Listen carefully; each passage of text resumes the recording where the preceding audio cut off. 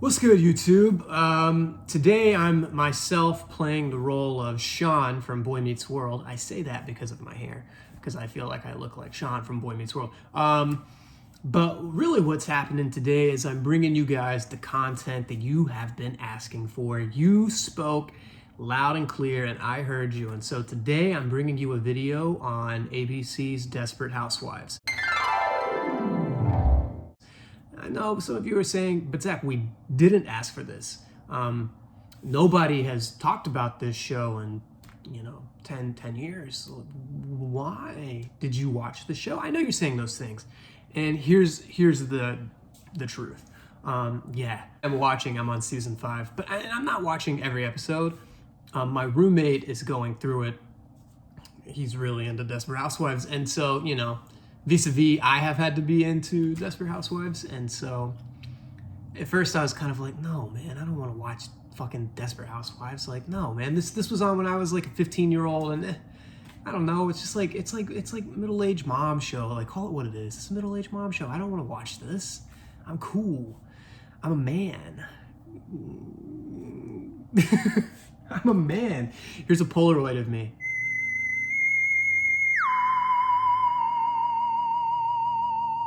The point being, I don't really want to watch Desperate Housewives, but it's one of those things where, like, it was just on a lot, and I would just, be in the living room, and I was like, fuck, I'm kind of getting invested in this Bree Van De Kamp thing. Van De Kamp thing. Van Der Kamp? I'm just getting into the show. Long story short. So I thought I'd make a video where I talk about these women a little bit, and I rank them based on who I think is the best Desperate Housewife. I'm going to also include the character of Edie, played by Nicolette Sheridan, because she's not one of the main 4 ladies, but she is very featured in the show and is also one of the Desperate Housewives, so I thought I would include her as well, just to make it a good 5, a solid 5 ladies. Let me make something clear right off the bat. This is not a video of me ranking the actresses who play these parts, so I'm not talking about Eva Longoria and Felicity Huffman. I am not talking about them purely from a sexualized who's the hottest. No, this is not that. This is a character diagnostic where I will include all facets of their character. Sure, we will include sexiness as a category, but as lighthearted as people naming Blake Shelton, sexiest man alive. I mean, they did that. So, it'll be a part, but it's not the only part. We're also going to talk about their level of, desperation, their family commitments, their entertainment factor. I'm going to include all of these things on. If I were a, young pup type, what do they call it? Cub. If I were a cub, and I were going to marry one of these middle-aged women, who I let's be real, I would marry one of these middle-aged women. Yes, I would. That is my type. That is my brand. I'm gonna tell you who I would want to be my Desperate Housewife. Okay, jumping right in. So I wanted to include Edie because I think Edie is a very interesting character, and she's also very hot. But she is gonna be my 5th choice. I feel like, well, they're all pretty sneaky, but I feel like she's the most dangerously sneaky. In one of the seasons, she's like plotting to kill someone, and she's always kind of on the outs with the other 4 main cast. So I feel like even though she ranks very high on the like appeal scale, very beautiful, I'm scared she might kill me. But she does have in her column that she is a real estate agent, and the show is very prominently featured in their neighborhood. Like there aren't many scenes that happen outside of their neighborhood. It all happens on Wisteria Lane. So I mean, that's a plus. I mean, she could get me a house. She could get me a good deal. She's making money. Real estate's where the money's at. So yeah, Edie, solid choice. Glad to include her, but she might kill you. And she doesn't seem to have a huge heart, to be honest. She seems pretty ruthless. She's pretty ruthless with her own kid, who she only wants to see two weeks a year. Okay, so That's Edie Britt coming up in 5th place. In 4th place, and I hate to do it to her, Gabby, I'm sorry. Eva Longoria. Here's why. Eva Longoria, again, much like or Gabby, played by Eva Longoria, very much like Edie, very high on the appeal factor. You know, she's very good looking. She's very sexy. But there's this ongoing thread with her character that she just cheats constantly. She cheats constantly. So she cheats with a young Jesse Metcalfe when she's married to her husband Carlos, and then she leaves Carlos, and what happens next? So I can't remember. She's with like another guy, I think, for a while. Then she's not with that guy anymore, and then John Slattery appears, and she marries John Slattery, and then she cheats on him with Carlos, who's her ex-husband. There's just this through line of like, she's always sleeping with someone who is not her lover. So, I mean, I get it. I don't get it like I agree, but I understand why, because she's really, really hot. And like her whole character is like, she's also like a little lacking in empathy, this character, her character, not Eva, but Gabby. I think I'm in season 5 now, and she's like, her arc is like changed, and she's like mom now. She's not a mom previously. Oh, big time spoilers for Desperate Housewives. If you haven't caught up with Desperate Housewives, I don't know what to tell you. I mean, it came on the air in like 2004, so. Also, Ned Stark dies, you know, so like, spoilers, you've had time. I don't feel bad for you. Look at me, I'm lacking in empathy because I've been watching so much Desperate Housewives. I don't feel bad for you. Wow. She's really ruthless. She's like, her whole thing is that she's kind of spoiled, and she was a big time model, and there's like she has a funny bit. I mean, her entertainment value is very high. She's very funny. She makes me laugh with her outlandishness. But there's a part where someone says she's the prettiest, like someone's flirting with her, trying to like hook up with her, and they say, "You're the prettiest girl in the world." What a line. And she says, "Oh, I'm not the prettiest. I mean, top 10 maybe." And it's like, she's so serious. She's so serious that she thinks she is top 10 prettiest person in the world. And while that is very funny, and like Eva Longoria plays it so well, I don't want that sort of ego in my love life, I think. So I gotta hit Gabby with the number 4 spot on the Desperate Housewives list. So number three, I put Bree, Bree Van De Kamp, and Bree is, in my mind, before I started, but watching this show years later, that character was the character that I thought of when I thought of Desperate Housewives. Like, to me, she's like the mascot of the show. She is the very porcelain-skinned, ginger, very pretty red-haired, very sharp bone structure woman who I just think of when I think of this show, right? She's like the face of the show. I rank her 3rd. I find her appeal. She's also a very beautiful woman. I mean, it's TV, and it's also TV 15 years ago. They didn't let non-pretty people play parts. So everyone is pretty, even characters who aren't like pretty characters. The actors who play them probably are, and they just like dress them down. Also, segue, there are a lot of bits in this show that would not play in this day. And it's so funny, not funny, but interesting to see how much times have changed, because like there's a bit where like Eva Longoria like fights a cop, like a parking cop, and she's like, "You're just a parking cop," like kind of coming at him, whatever, that's whatever. But then she calls him fat boy, and I was like, you would never on TV see someone call someone fat boy unless it were like, I don't know, like Adult Swim or a cartoon or something. I just feel like that would not be on ABC at 8 p.m. There's a joke, one of the other housewives who I'll mention later has a joke where her husband says, like, it's that like TV sitcom thing of the husband's like, "Hey, can we still have sex? Like, it's our anniversary, can we still have sex?" And the housewife says, "Yeah, just don't wake me up." And I was like, ooh, that's not gonna play in 2020. That's really off-putting. They make a lot of those kind of jokes, jokes that feel very 2005. And in my head, 2005 does not feel that long ago. But it really was, man. I guess I'm doing that old man thing of where I'm like, it was only a couple years ago, 2005, great year for me. Shit was different in 2005, and the shit you could say on TV was different, and the shit people laughed at was different. And, now I would hear the sleeping with me joke and don't wake me up, and I'd be like, oof, bad taste. But, that's 15 years. Okay, so Bree, very beautiful woman, very pretentious, and I am also a bit pretentious. My mom will tell you that. Ask my mom, is your son pretentious? She'll say, are you talking about Zach? Because she'll know that you're talking about me, and then she'll be like, yes, he is very pretentious. And to her, I am often, and I'm sorry, I love you, Mom.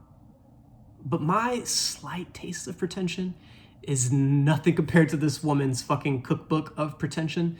And she writes an actual cookbook and like jacks half the recipes and then like dedicates the book to the woman she took the recipes from. Like that's the Desperate Housewives way of doing things. I just don't think I could deal with her. She is so uptight. She is so to me the like definition of like white financial privilege. Like she has a lot of money. She's been around money. I mean, her fucking name is Van De Kamp, and I know people don't choose their names really most of the time, last names especially. But I just feel like if you get a name like Van De Kamp, you know that you're gonna have money. You're gonna have money, and I just feel like there would be so much, like she's so like passive aggressive, but she's also like, she does have a huge heart. Like you see the way she feels about her grandson, and she wants to do everything she can for her family. She's very much like a Lannister, I think. She's like pre Game of Thrones, the TV show, but I think she's very much like channeling some Lannister business where she like really loves the people that she loves, but she will hurt anyone else, really. She's very much like wolf in sheep's clothing type of thing. She's ruthless in that way. So although she is a porcelain beauty, and a very smart woman, and now a very successful woman as of season 5, I just feel like I would be a little nervous around her, and I feel like she would be very like passive and backhanded. So I have to give Bree the 3 spot. All right, number two, I'm given to Susan, who's played by Terry Hatcher. And Susan she's so like, I feel like every time I think of like the way Susan talks on the show, it's like she's always at the end of this. I just like she's always like at the end of the sentence. You know what I mean? She's always like running out at the end. It's like her life is so exhausting. You know what I mean? Again, another very pretty woman, very pretty brown eyes. She's tall. Would be happy to be, her boyfriend or her husband. But I just feel like she's a little bit sad. She's a little bit sad girl. And she has all these men fawning for her, like all these men are going for her. So she had her ex-husband, and then she was dating this guy Mike, and then she was dating this British guy Ian, and then they both proposed to her, and then she got lost in the woods and told Mike she loved him. And it was just, she's had a very, like, people are always after her, but she always just feels so like, she feels very like, rescue me, please rescue me.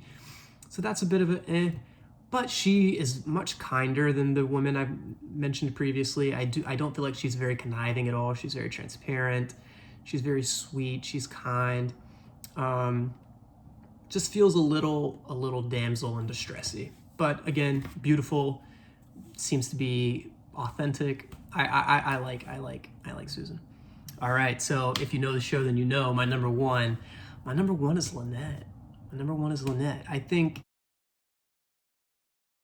some of the other women are maybe sexually more attractive, I guess. Like, I mean, they literally write these characters that way, like there's a Samantha in Sex and the City. She's the like very like sexual one, right? That's not me commenting on that person. That's how they wrote this character.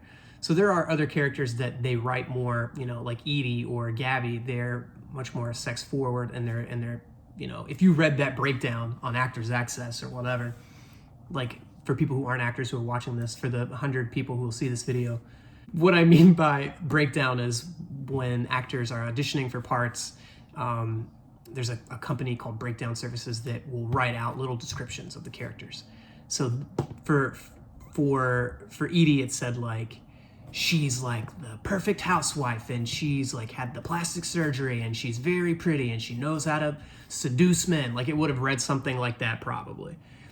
I think Lynette's would read more like she is the hardworking, doing the best she can mom, trying to put her husband first. Like, she's more of a family person who is a little tired and not really down with, she's not trying to get sex. This woman has bigger fish to fry. And I think, honestly, the thing about Lynette that I like the most is that she's loyal to her husband. And, like, that maybe makes me sound crazy. I don't know. Like, I feel like I sound like DJ Khaled or something. Like, you gotta be loyal. You gotta be respectful. Like, it's not like that at all. It's not like that at all. But it just seems like she's very honest. Even when there is a moment where she is tempted by another man, and he says, like, I know you feel this too, and she says, get out of here. She's like, you're right, and I can't have that, so you need to leave. And she just, like, fires this guy who works for her because she's like, no, I love my husband too much.